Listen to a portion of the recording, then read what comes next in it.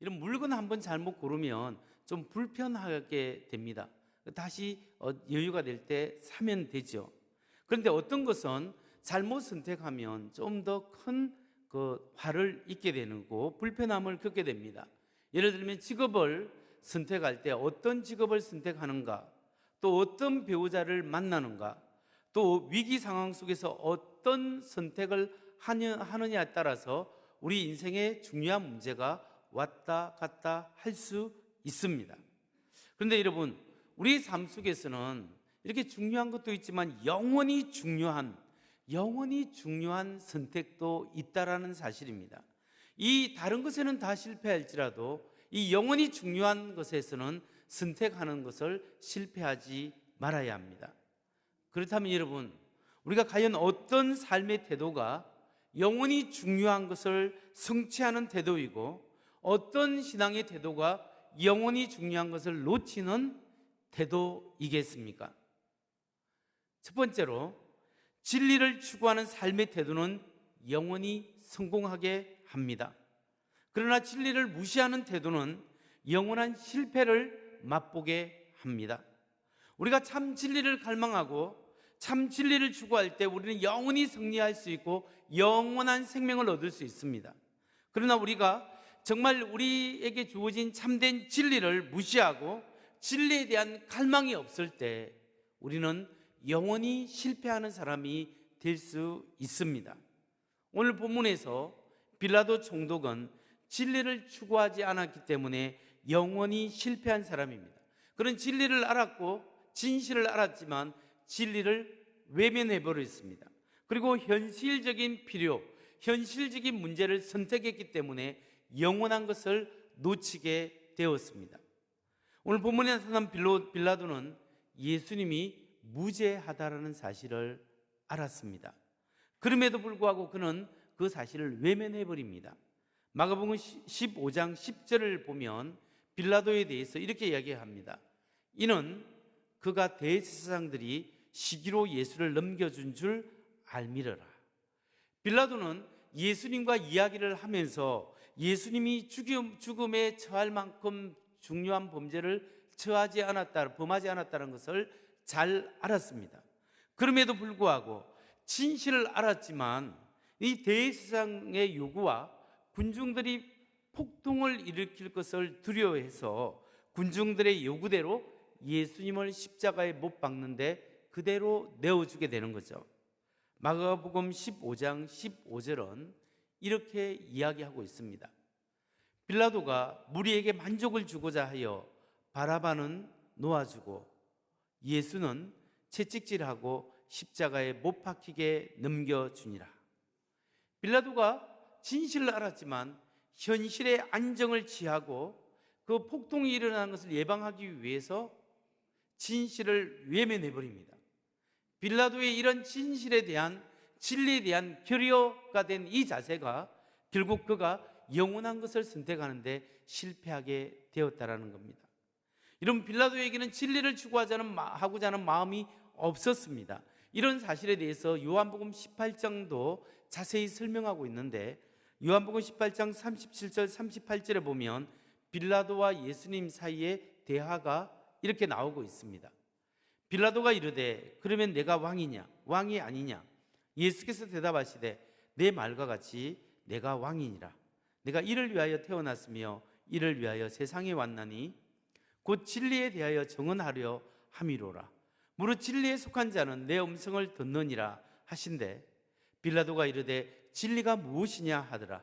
이 말을 하고 다시 유대인들에게 나가서 이르되 나는 그에게서 아무 죄도 찾지 못하였노라. 여기 보면 빌라도가 예수님과 대화하면서 진리가 무엇이냐라고 예수님께 질문을 합니다.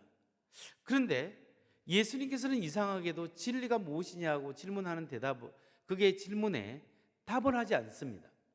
여러분, 예수님이 왜 진리가 무엇이냐라는 질문에 답을 하지 않겠습니까?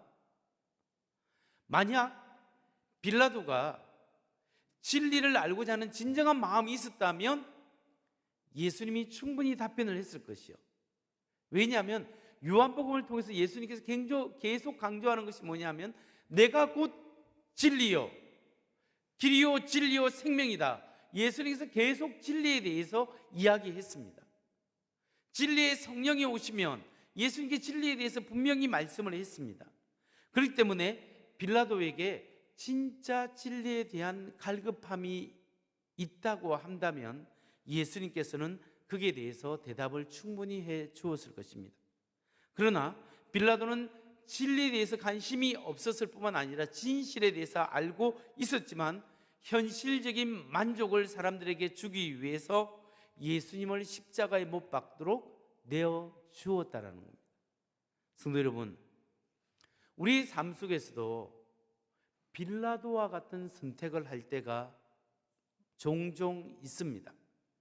우리의 현실적인 필요, 현실적인 문제 때문에 진리이신 예수님을 알아가고 진리이신 예수님을 따라가는 삶을 외면해 버릴 때도 우리의 삶 속에 종종 그런 상황이 발생할 수 있다는 겁니다.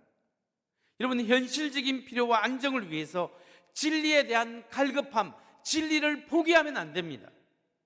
세상 사람들은 무엇을 먹을까, 무엇을 마실까, 어떤 것을 입고 어떻게 잘 살 수 있을까, 이 문제에 많이 매달리며 살아갑니다. 우리 그리스도인들 또한 어떻게 하면 좀 잘 살아볼까, 이 문제를 중요시 여깁니다. 그러나 우리 그리스도인이 다른 점은 그것만의 어떻게 잘 먹고 잘 살 것인가, 여기에만 매달리지 않는 사람이 그리스도인입니다. 코로나 시대에 우리가 경제적으로 힘이 많이 듭니다. 그러나 경제적으로 힘이 많이 든다고 할지라도 우리가 이런 시대일수록 참된 진리가 무엇인가, 하나님이 우리에 대한 진실한 삶, 하나님이 우리에게 원하시는 진정한 삶이 무엇이며 내가 무엇을 위하여 어떻게 살아갈 것인가에 대한 고민이 우리 속에 있어야 하는, 이것이 영혼의 갈증이에요. 여러분, 제가 전에도 말씀드렸듯이 지난 1년 동안 코로나로 인해서 죽은 사람들이 약 1,500명이 넘는다면 매달 삶이 어렵고 마음이 힘들고 삶의 의미와 목적을 잃어버려서 정신이 아프고 마음이 아파서 죽는 사람이 한 달에 1,500명 가까이 된다는 거예요. 1,300명에서 1,500명 사이입니다. 자살을 시도하는 사람은 2.5배, 1년에 수만 명이 죽으려고 이렇게 뭔가 시도를 해본 사람들이에요. 무엇 때문에? 그 중에 대표적인 이유가 뭐냐면 마음이 아프고 정신이 아프고 삶의 목적과 희망이 없고, 희망이 없어서 죽는 사람이 수두룩백백하는 거예요. 너무나 많은 거예요. 여러분, 우리 인간은 영혼의 갈증을 가지고 있을 수 있습니다. 내가 왜 지금까지 이렇게 살아가는가, 답답함을 느끼고 우울하고 공고하고 영혼의 삶의 의미가 없어서 너무나 생활이 힘들고 어려워서 그냥 삶을 포기하고 싶은 그런 사람들이 너무나 많습니다. 여러분, 여기에 대해서 삶의 의미와 목적, 희망이 있을 때 사람은 결코 포기하지 않는 거예요. 이걸 종교적으로 말하면 이것이 영혼에 대한 갈망, 갈증이에요. 이것을 달리 말하면 진실에 대한, 진리에 대한 갈증이에요. 우리는 진리를 알았습니다. 참된 진리를 안, 예수 그리스도를 아는 사람은 우리는 무엇을 위하여 살아가야 합니까? 내 인생을 향하신 하나님의 뜻은 무엇인가? 정말 하나님이 나에게 맡겨주신 사명은 무엇인가? 내가 어떻게 하면 하나님을 기쁘시게 하는 그 삶을 살아갈 수 있을 것인가에 대한 고민과 갈증이 우리 속에 있어야 한다는 거예요. 그래서 진리의 삶, 예수님께서 가르치신 참된 삶을 살아가고자 하는 애타는 목마름과 갈증이 우리에게 있을 때 우리는 진리를 쟁취하고 진리로 살아가는 삶을 살 수가 있습니다. 여러분, 삶을 살아가는데 진리를 추구하는 것이 너무나 중요해요. 간단히 예를 들면 우리가 기차를 타보면 이 기차가 속초를 가는지 이 기차가 저 여수로 가는지 알고 탈 때 마음이 편하는 거예요. 기차를 탔는데 이것이 서울로 올라가는 상행선인지 부산으로 내려가는지 하행선인지 모를 때는 사람들에게 물어보고 영무원한테 물어보고서 안절부절하는 거예요. 그런데 딱 탔는데 이것은 서울행이구나, 딱 하고 내 자석이 맞으면 그다음부터 안정적으로 잠도 잘 수 있고 다른 것도 할 수 있지 않습니까? 그것이 인간은 본능적으로 진리를 추구하게끔 하나님이 그렇게 만들어 놓은 거예요. 우리 사람 영혼 속에 이 갈급함이 있고 공고함이 있는데 이것은 다른 무엇으로도 채워질 수 없고 하나님으로만 채워질 수 있는, 진리 대신 하나님만으로 채워질 수 있는 그것을 만들어 놓으신 거예요. 그러니까 이 지금 진리는 하나님이 우리를 사랑한다는 것이 진리고 복음이에요. 그리고 예수님이 우리 죄를 대신해서 십자가에 죽고 하나님의 은혜로 우리를 하나님의 자녀로 삼으시고 우리에게 예수 믿는 자에게 영원한 생명이 있다는 것이 진리고 복음이에요. 우리가 이 진리 복음을 알고 누리는 사람은 이 속에서 평안함, 안식을 누릴 수 있는 겁니다. 그렇기 때문에 진리의 삶이 중요합니다. 여러분, 우리가 진리를 알고 있으면서도 지금 이 코로나 상황 속에서 경제적으로 어렵고 환경적으로도 어렵고 현실적인 문제가 있고 내가 예수 믿고 교회를 다니면 조금 손해를 봐야 되고 눈앞에 어떤 이익을 포기하지 않으려고 하는 그 마음 때문에 빌라도처럼 어쩌면 무엇이 하나님이 원하는 삶이 무엇인가를 알면서도 외면해버리고 순간적으로 내가 원하고 내가 조금 더 가질 수 있는 그것을 취하려고 하지 않는가, 우리가 하나님 앞에 좀 생각을 해야 합니다. 여러분, 우리가 생활하는 이 신앙생활이야말로 영원히 중요한 거예요. 우리가 하나님 앞에 예배드리는 이 삶의 태도가 너무나 중요한 거예요. 여러분, 우리가 학부모들도 바로 알아야 되는 것이 이 위기의 상황 속에 내가 하나님을 어떻게 경외하고 어떻게 믿고 어떤 삶의 결정을 하고 어떻게 예배를 드리냐에 따라서 내 자녀들이 이게 명시적으로 아니라 이 비명시적으로 잠재적으로 나의 신앙을 배우는 거예요. 어렵고 힘든 상황 속에서 부모가 어떤 신앙의 태도를 취하냐에 따라서 자녀의 신앙이 달라지는 겁니다. 여러분, 성령님께서 진리를 아는 우리 마음속에 말씀하세요. 각자 마음속에 하나님께서 말씀하시는 거예요. 왜냐하면 하나님의 성령이 우리 안에 있고 우리가 진리를 안다면 그 성령님이 우리를 다스리고 있기 때문에 진리의 성령이 와서 우리를 인도하시기 때문에 우리의 양심 속에 우리의 생각 속에 하나님이 말씀하세요. 그 말씀이 무엇인가를 깨닫고 그 말씀대로 순종하는 여러분 되시기 바랍니다. 참된 진리를 알고 진리대로 살고 예수 그리스도의 복음 안에 살아가는 것이 정말로 영원히 중요하다는 사실을 여러분 믿으시기 바랍니다. 영원히 중요한 진리대로 살아가는 우리 모두가 되기를 주의 이름으로 축원합니다. 다음으로 우리 그리스도인들이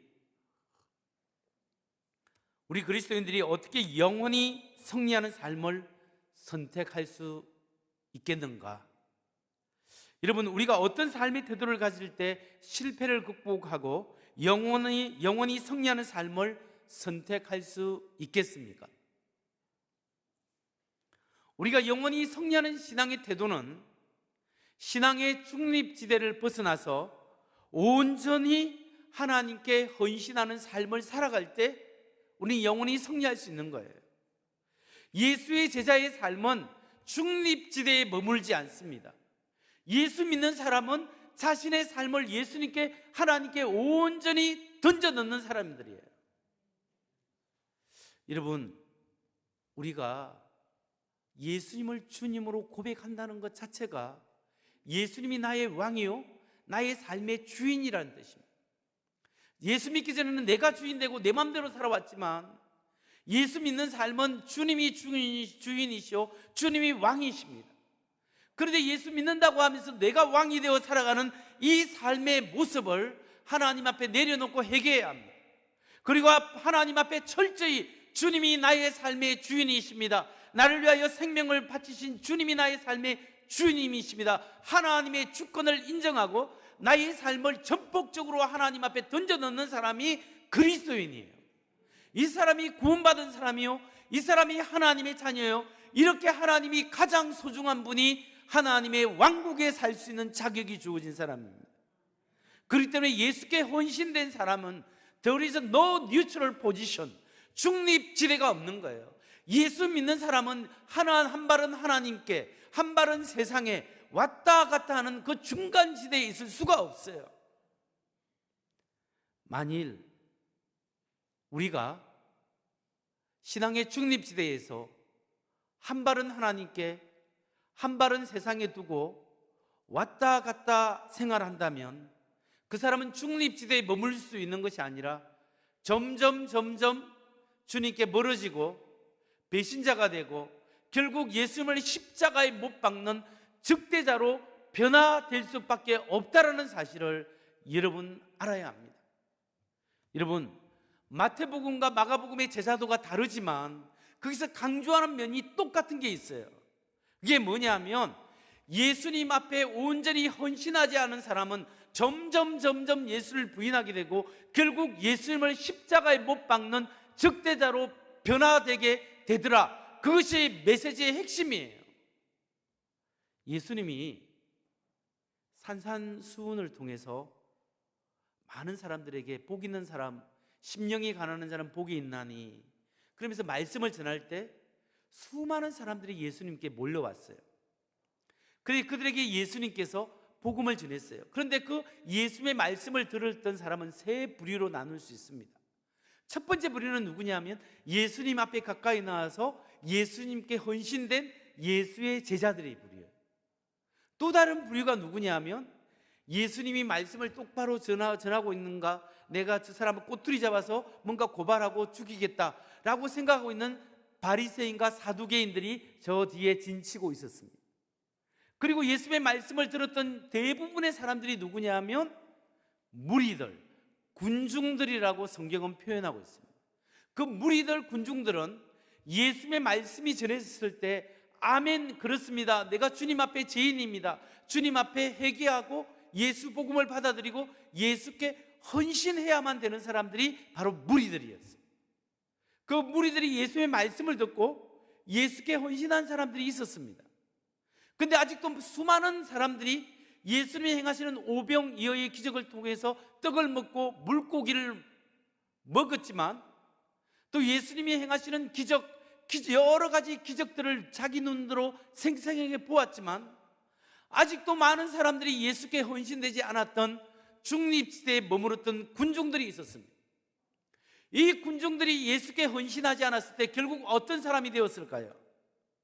그 사람들은 예수님의 말씀을 들으면서도 겉으로는 예수님을 따랐고, 그리고 병고침을 호소하기도 했고, 그리고 예수님의 기적을 보기도 했습니다. 그리고 때로는 예수님을 환호하고 다윗의 자손이여 우리를 구원하여 주소서 예수님께 환호하기도 했습니다. 그러나 그 군중들이 예수님께 온전히 헌신하지 않았을 때 결국 그들은 예수님을 어떻게 했습니까? 그들은 예수님을 향하여 오히려 굳은 마음을 점점 나타냈습니다. 때로는 그를 비웃었고 예수님을 잡으러 같이 왔고, 그뿐만 아니라 대제사장들과 장로들의 선동을 받게 되었고, 결국 예수를 십자가에 못 박으소서, 저를 십자가에 못 박으소서라고 외치게 된 사람들이 성경은 누구냐? 군중들이라고 표현하고 있는 거예요. 이것이 무엇을 이야기하고 있습니까? 우리가 예수님의 말씀을 듣고 예수님께 온전히 헌신하지 않았을 때 그냥 뉴트럴 포지션, 중립지대에 그대로 머물러 있는 것이 아니라 점점 마음이 굳어지고 점점 마음이 변화되어서 십자가에 못 박으소서라고 외치는 적대자로 전락하게 된다는 사실을 성경은 우리에게 이야기하고 있는 겁니다. 그렇기 때문에 우리가 하나님의 말씀을 듣고 선택해야 합니다. 믿는 자가 될 것인가? 아니면 반대자가 될 것인가?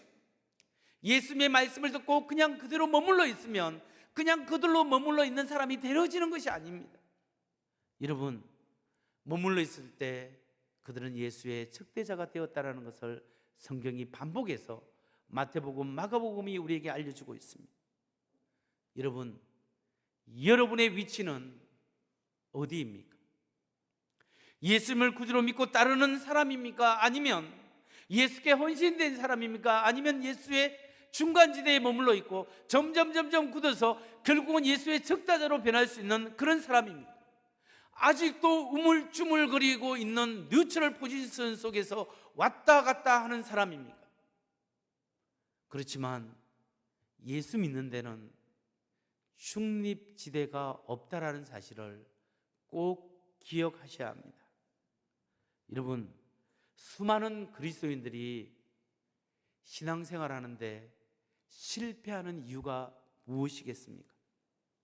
그것은 진리의 말씀을 알고 들었는데 그 진리의 말씀대로 온전히 헌신하지 못하기 때문에, 예수 그리스도의 사람은 예수님이 나의 삶의 주인입니다 라고 생각하면서 그분께 고백하며 나의 삶을 그분께 전폭적으로 던져넣는 사람이 예수의 사람이에요. 왜냐하면 하나님이 하나님의 생명을 전폭적으로 우리에게 던져넣었기 때문에, 하나님의 생명을 받은 사람이 우리의 생명을 주님 앞에 드릴 때 하나님의 영원한 생명을 온전히 누릴 수 있다는 사실이에요. 여러분, 우리가 하나님 앞에 온전히 헌신하는 것이 축복이에요. 이게 희생이 아니고 이게 영원한 축복이에요. 애가, 손자, 손녀가 야 네가 가지고 있는 과자 할아버지한테 하나 줘봐. 하나 주면 할아버지가 얼마나 감사해. 자기 애가 그 뺏겼다고 생각할 수도 있겠지만 하나 줘봐, 하나 주면 할아버지가 2봉지, 3봉지, 4봉지, 10봉지도 살 수 있는 마음이 할아버지에게 있지 않습니까? 마찬가지로 우리의 작은 헌신, 그 하나님 그거 받으시고 기뻐하시고 그 하나님이 하늘의 신령한 복, 하나님이 예비하신 영원한 나라의 복을 예비하고 있는 거예요. 그러나 오늘날 사단이 우리 그리스도인들을 유혹하는 것이 뭐냐 하면 그냥 네 생활 그대로 괜찮다. 내가 상황이 그렇고 코로나 시절이 그렇고 경제적 여건이 그렇고 먹고 살려면 할 수 없이 그냥 그렇게 대충 신앙생활 할 수 있는 대로 하며 살아라. 그것이 사단의 유혹일 수 있습니다. 제가 이 말은 방역을 무시하고 무조건 교회 와서 뭘 해야 된다 그런 것이 아니에요. 우리가 우리 자신을 지키고 교회도 지키고 이 사회도 지켜야 되기 때문에 방역도 철저히 하면서 해야 되지만, 우리의 신앙의 자세가 하나님 앞에 온전히 드려지는 심령이 있어야 한다는 거예요. 하나님의 은혜로 우리가 복음을 알고 예수의 복음이 내 심령에 뿌려지고 하나님을 알아가고 하나님을 경험하고 하나님을 동행하고 나의 삶의 가장 중요한 분이 주님이십니다. 이 신앙적 고백이 우리의 삶 속에 갈등과 선택 속에 늘 있어야 한다는 거예요. 그리고 하나님 앞에 드려지는 예배와 헌신이 결단코 작은 것이 아닌 것을 우리가 매일매일 선택 속에 고백되어져야 한다는 겁니다. 여러분, 예수님을 따르는 데는 중립지대가 없습니다. 우리가 거룩하신 하나님 앞에 죄를 계속 지으면서 하나님 아버지 잘못했습니다 계속적으로 이렇게 말하면서 타협하며 살 수 없다라는 겁니다. 하나님 앞에 철저히 내가 얼마나 죄인 된 것인가를 고백해야 합니다. 그리고 하나님 앞에 돌이키셔야 합니다. 하나님 잘못했습니다. 하나님이 죄를 끊을 수 있도록 은혜를 베풀어 주옵소서. 하나님 아버지, 내가 철저히 하나님의 사람으로 살겠습니다. 이 고백이 우리의 삶 속에 있어야 합니다. 그리고 주님 앞에 온전히 헌신해야 합니다. 내 뜻대로 내 마음대로 사는 것이 아니라 하나님의 뜻대로 하나님의 사람으로 살겠습니다. 이 고백이 우리 속에 있어야 합니다. 여러분, 시간을 하나님께 드리십시오. 그리고 여러분의 몸을 하나님께 드리십시오. 예배에 집중하십시오. 하나님을 사귀고 하나님을 아는 시간에 투자하십시오. 하나님을 경외하는 삶을 사십시오. 죄를 멀리하십시오. 하나님이 죄인에게 성결의 은혜를 주셔서 죄를 멀리하고 거룩한 성령의 능력으로 살아갈 수 있도록 주님의 거룩함을 덧입혀 주옵소서. 기도하십시오. 하나님이 하나님의 거룩함을 입혀주시고 나도 모르게 성령의 능력으로 그리스도인의 삶을 살아갈 수 있도록 우리를 격려하시고 힘을 주시고 능력을 주실 줄 믿으시기 바랍니다. 그래야 우리가 하나님을 알고 하나님께 동행하고 그리고 하나님의 사람으로서 온전히 하나님의 사람으로 사명 감당을 한다면 하나님께서 영원히 축복하고 영원한 생명뿐만 아니라 영원한 하늘의 신령한 복을 우리로 하여금 경험하게 하고 우리가 살아가는 이 세상에서 하나님의 생생한 인도하심을 받는 축복이 있을 줄 믿으시기 바랍니다.